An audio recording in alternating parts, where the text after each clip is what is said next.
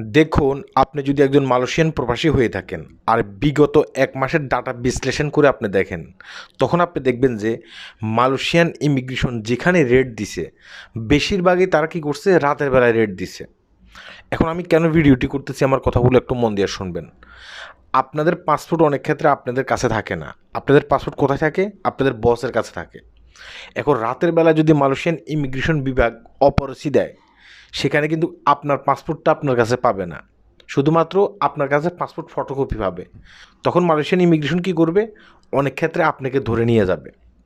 এখন ধরে নিয়ে যাওয়ার পরে সাথে সাথে তো আপনার বস আপনাকে মানে ছুটানোর জন্য আসবে না। আপনার বসে খবর পাইলে না আসবে। অনেক ক্ষেত্রে খবর পাওয়ার পরেও কিন্তু বস আসে না। কেন আসে না?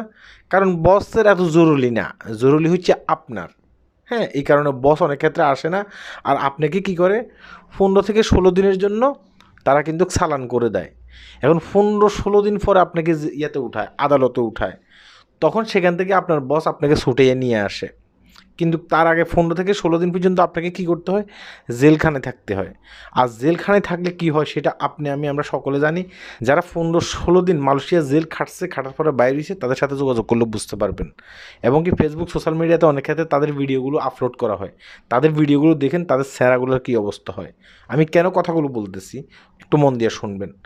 চেষ্টা করবেন যে আপনার বসকে বলে আপনার পাসপোর্টটা আপনার পাশে রাখার জন্য।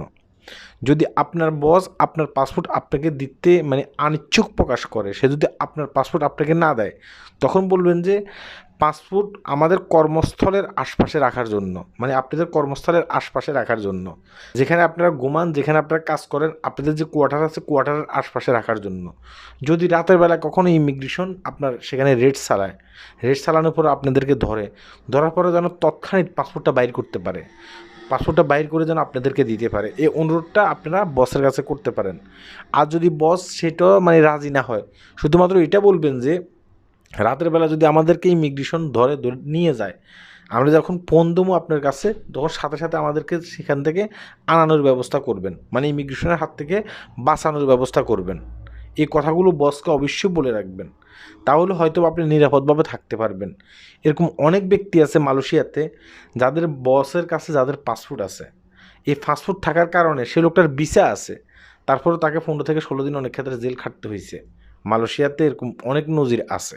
হ্যাঁ? এই কাজগুলো করার চেষ্টা করবেন। হ্যাঁ? এই কাজগুলো করলে ভালো হয়। নয়তোবা দেখা গেছে কি মালয়েশিয়াতে আপনার কাছে সব কিছু থাকা সত্ত্বেও অনেক ক্ষেত্রে আপনাকে অনেক ক্ষেত্রে জেল খাটতে হয়। হ্যাঁ? এটা খুবই দুর্ভাগ্যজনক একটা বিষয়।